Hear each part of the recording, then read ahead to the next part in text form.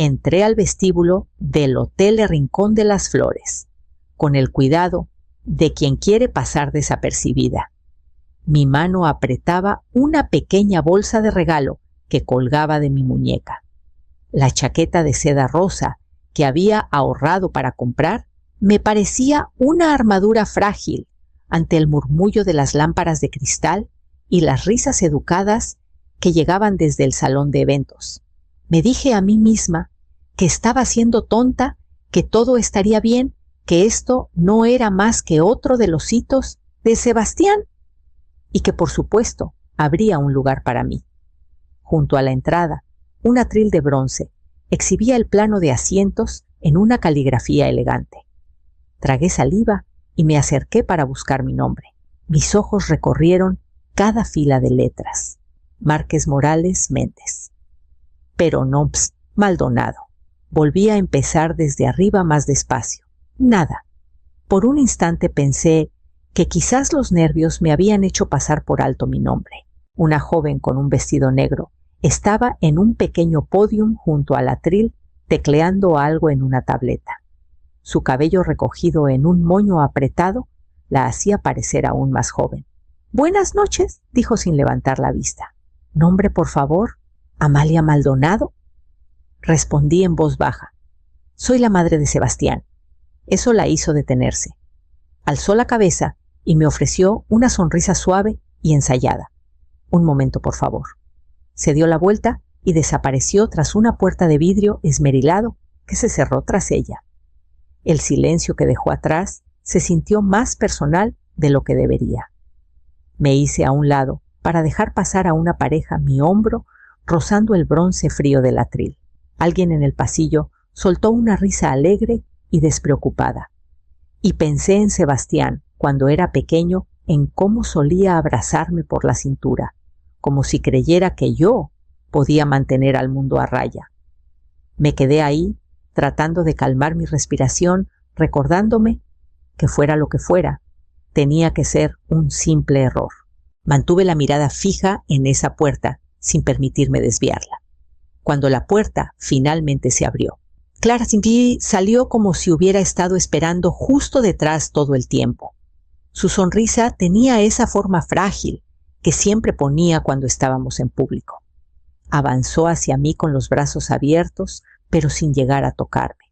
«¡Ay, Amalia!», dijo alargando mi nombre, como si tuviera que saborearlo antes de decidir si le gustaba. Perdón por el desbarajuste. El personal debió de enredarse con algo a última hora. No esperó mi respuesta. Me hizo un gesto para que la siguiera y yo caminé tras ella, aferrando la bolsa de regalo contra mi pecho. Cruzamos el umbral del salón, donde decenas de mesas cubiertas con manteles blancos, impecables, tenían velas titilando en cilindros de vidrio. A lo lejos vi a Sebastián, inclinado estrechando la mano de alguien con traje gris oscuro. No levantó la mirada. Clara no aminoró el paso. Siguió avanzando, zigzagueando entre grupos de invitados. Llegamos al fondo del salón, donde una mampara separaba el área de servicio del resto del lugar. Giró por un pasillo estrecho que no había notado antes. Se detuvo al final junto a una maceta enorme que casi rozaba el techo. Por un segundo, pensé que quizás me había llevado a una mesa privada para compensar el descuido. Entonces lo vi, una silla plegable de metal, arrimada contra la pared, justo al lado de un bote de basura plateado y reluciente. La miré, pero ella solo sonrió más ampliamente. «Pensé que preferirías un lugar más tranquilo», dijo en voz baja, «para que no te sintieras agobiada».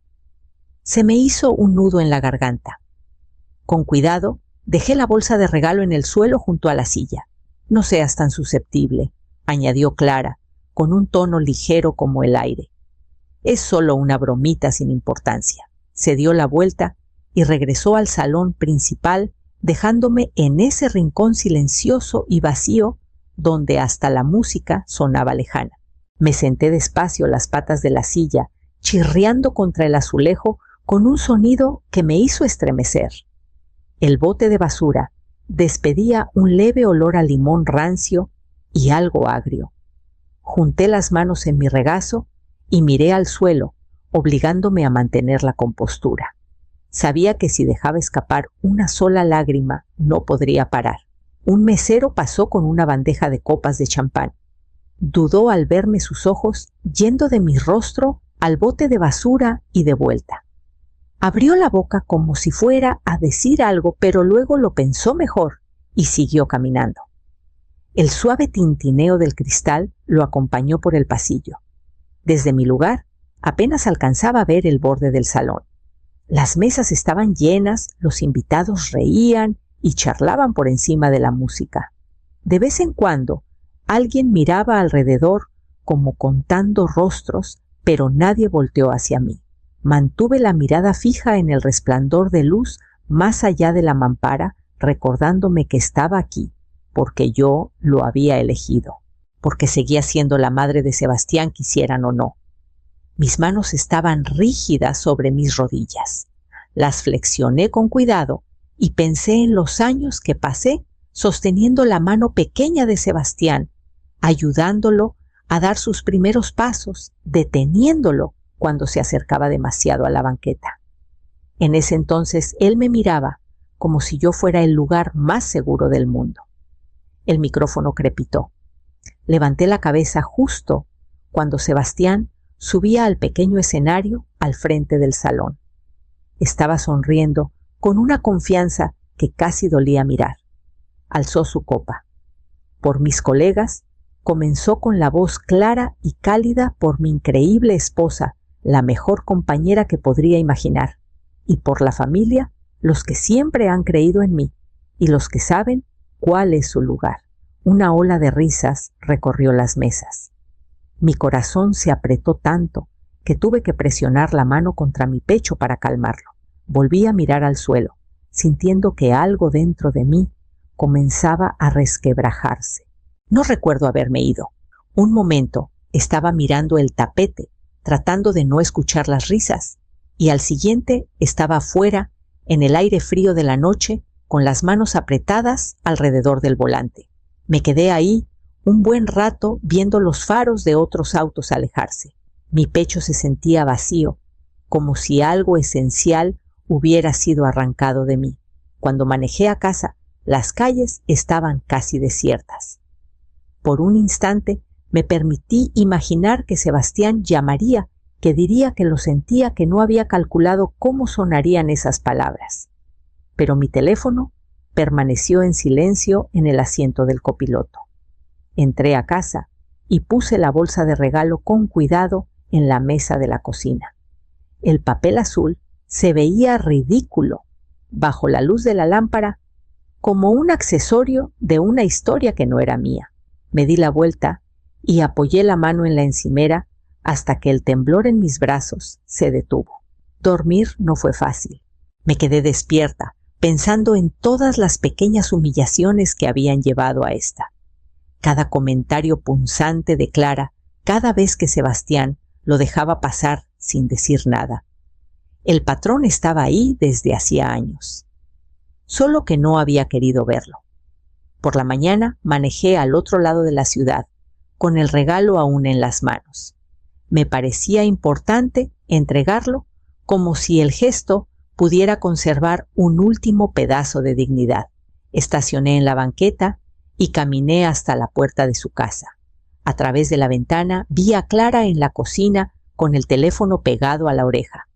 Su voz era demasiado clara, demasiado cortante para confundirla. Cuando se vaya, dijo deteniéndose para acomodarse el cabello detrás de la oreja, la casa será nuestra. Es solo cuestión de papeles ahora. No va a pelear, nunca lo hace. Mi corazón dio un vuelco. Me di la vuelta y regresé al auto antes de que pudiera verme. Me quedé sentada con el motor apagado, mi aliento empañando el parabrisas, hasta que pude pensar de nuevo. Al llegar a casa, fui directo al arcón de cedro, al pie de mi cama, y saqué el viejo cuaderno que mi esposo me había dejado. Puse el cuaderno en la mesa de la cocina y lo abrí en la página que nunca había querido leer. La letra de mi esposo era tan familiar como la mía.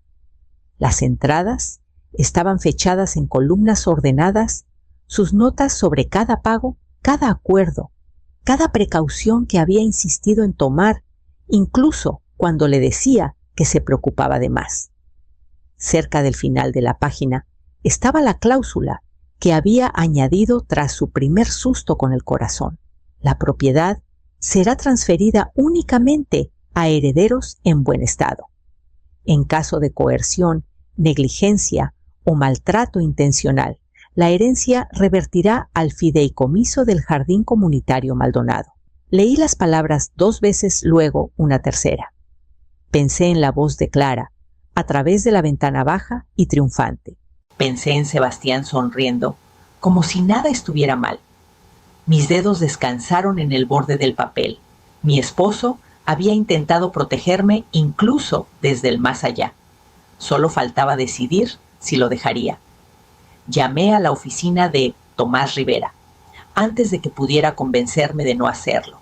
Su asistente reconoció mi nombre y dijo que me recibiría esa misma tarde.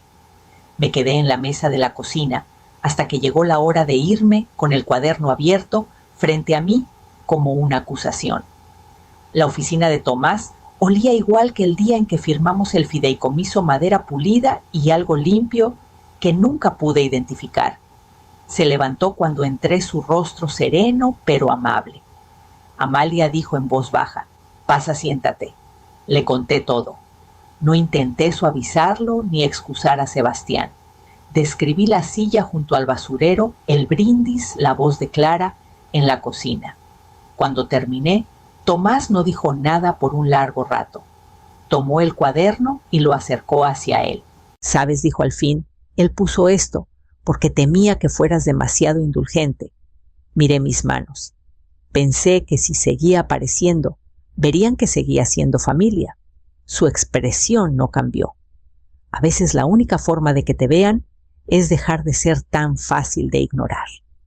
Deslizó una carpeta sobre el escritorio. Dentro estaban los documentos que transferirían la casa al fideicomiso. La garganta se me cerró, pero mi voz no tembló cuando hablé. «Prepáralos», dije. «Ya no voy a esperar que recuerden quién soy». Firmé donde me indicó cada trazo de la pluma firme. Cuando salí, el sol de la tarde se sentía más brillante de lo que había sido en años. Sabía que no habría vuelta atrás. Pasó una semana antes de que llegara el mensaje. Era corto, casi descuidado. «El cumpleaños de Emiliano es el sábado, si quieres venir». Sin hora, sin dirección, como si debiera estar agradecida por la invitación. Lo leí 2 veces antes de dejar el teléfono boca abajo en la mesa. Supe entonces que no habían escuchado ni una palabra del límite que finalmente había trazado. O tal vez simplemente no creían que lo sostendría. La mañana de la fiesta, planché el mismo vestido que usé en la graduación de Sebastián. Sabía que no me quedaría mucho tiempo, pero me parecía importante lucir como yo, llevar algo de mi propia dignidad a su casa perfecta. Cuando llegué, nadie salió a la puerta. Entré como lo había hecho 100 veces antes, recibida por el sonido de música alegre y el bullicio de los invitados en la cocina. Globos con listones flotaban en el techo. Una mesa plegable se tambaleaba bajo platos de comida traída de un catering. Clara levantó la vista cuando aparecí en el umbral. «¿Viniste?», dijo con la voz brillante, aunque sus ojos se deslizaron hacia alguien más. No se acercó a abrazarme ni a tomar mi abrigo. Asentí sosteniendo mi bolso cerca. Quería ver a Emiliano. Su sonrisa se afinó. «Está con Sebastián en el patio trasero», dijo señalando vagamente por encima del hombro. «Estamos un poco apretados aquí, así que si no te importa, hay espacio en el patio». No respondí. Pasé junto a ella, atravesé la cocina y salí por las puertas de vidrio. Sebastián estaba arrodillado en el césped, enseñándole a Emiliano a apilar bloques. Por un momento parecía el niño que recordaba el que lloraba cuando creía que había perdido su juguete favorito inconsolable hasta que lo encontraba. Cuando me vio, se levantó sacudiéndose la tierra de las manos. Mamá dijo con una media sonrisa torpe: «Qué bueno que viniste». «Aquí estoy», respondí. Miré a mi alrededor. No había sillas reservadas. No habían preparado un lugar para mí. Me senté en el murete de piedra junto al parterre y junté las manos en mi regazo. Vi a Emiliano caminar hacia mí con los brazos extendidos y sentí algo retorcerse bajo mis costillas. Él no tenía culpa de nada. Solo era un pequeño que no sabía qué líneas se habían trazado alrededor de su familia. Metí la mano en mi bolso, sintiendo el borde del sobre que Tomás me había dado, y la mantuve ahí firme. Me quedé afuera, más tiempo del que planeaba, viendo a Emiliano empujar un camión de plástico por el césped mientras Sebastián charlaba cortésmente con otro papá cerca de la cerca. De vez en cuando me miraba como si no estuviera seguro de qué decir. Nadie me ofreció un trago, ni me preguntó si quería entrar para resguardarme del viento. Se sentía intencional, un borrado lento disfrazado de descuido. Cuando sacaron el pastel, la gente se reunió en la cocina, sus voces alzándose en un coro de felicitaciones. Volví a entrar mis zapatos silenciosos sobre el azulejo. Clara estaba encendiendo velas, con un cerillo largo con la cabeza inclinada. No levantó la mirada. Me quedé junto a la encimera viéndola alisar el betún. Mi corazón latía con fuerza, pero mis manos estaban firmes cuando dejé mi bolso y saqué el sobre. El momento había llegado y no sentía miedo, solo claridad. «Disculpen», dije alzando la voz lo justo para que todos voltearan. El cuarto se quedó en silencio, un silencio casi sorprendente. «Tengo algo que compartir», comencé. Mi voz no tembló. Algunos saben cuánto significaba esta casa para mi esposo, cuánto significaba para mí. No era solo un edificio, era una promesa. La mano de Clara se congeló sobre el pastel. Sebastián dio un paso adelante con la boca ya abierta para interrumpir. He pasado mucho tiempo creyendo que si seguía dando, si seguía perdonando las cosas, volverían a ser como antes, continué. Pero no será así. Por eso he tomado una decisión. Levanté el sobre para que todos lo vieran. El sello con la dirección de la oficina de Tomás brillaba bajo las luces de la cocina.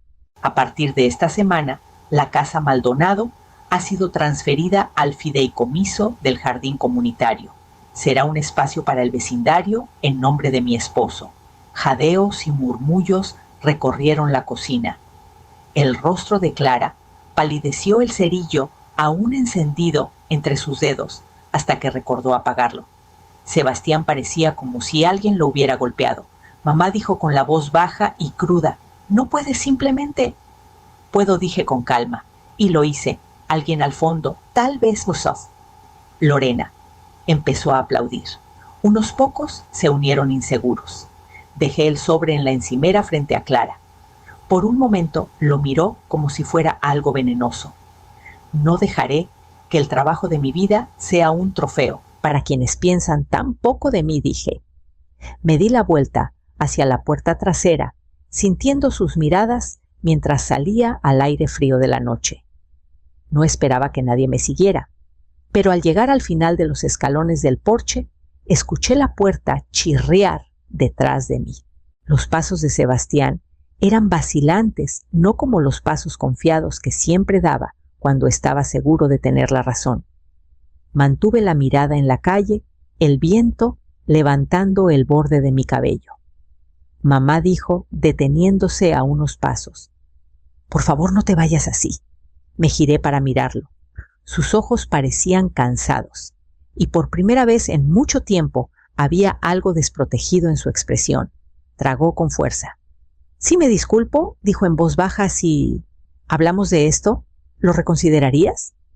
Lo observé buscando alguna señal de que realmente entendía, pero solo vi miedo por lo que había perdido, no arrepentimiento por el porqué. «¿No quieres hablar?», dije suavemente. ¿Quieres que lo deshaga? Que finja que nada de esto pasó, para que no tengas que sentir vergüenza. No es justo, respondió rápido, aunque sus ojos se desviaron. Nos tomaste por sorpresa. Hiciste un espectáculo frente a todos. Hice una declaración, corregí. Hay una diferencia. Se pasó una mano por la boca como hacía cuando era niño y buscaba el argumento perfecto para convencerme. Nunca quise que fuera así, pero lo fue, dije. ¿Y tú lo permitiste? Se estremeció. Por un momento pareció que daría un paso hacia mí, pero entonces Clara apareció en el umbral, su rostro blanco de furia. No me habló. Solo miró a Sebastián, su voz cortante. ¿Vas a entrar o te vas a quedar aquí toda la noche? Él dudó, atrapado entre nosotras. Sentí una punzada de algo como tristeza, recordando cuando era un niño que pensaba que elegir bandos solo pasaba en los juegos. Te vas a arrepentir, dijo Clara, con aspereza, mirándome por fin. Crees que ganaste, pero no es así. No le respondí. Miré a Sebastián una última vez y sentí que algo en mi pecho se aflojaba. No dije en voz baja, tú lo harás. Me di la vuelta y caminé hacia mi auto, cada paso más firme que el anterior. No miré atrás. Al abrir la puerta, no esperé a que me llamara. El motor arrancó con un zumbido suave y sentí una calma que no había conocido en años mientras me alejaba. 3 semanas después, estaba junto al nuevo letrero, en el borde del terreno del jardín, viendo a los voluntarios clavar los postes en la tierra húmeda. Jardín Comunitario Memorial Maldonado. Para todas las familias. Las letras brillaban bajo un tímido sol de invierno, y por primera vez en mucho tiempo sentí algo parecido a la paz. La gente iba y venía toda la mañana, algunos ofreciendo felicitaciones corteses, otros simplemente curiosos. Una mujer de la asociación vecinal me dio la mano y me agradeció por un regalo tan generoso. Sonreí, aunque la palabra regalo no se sentía del todo correcta. No era caridad, era recuperación.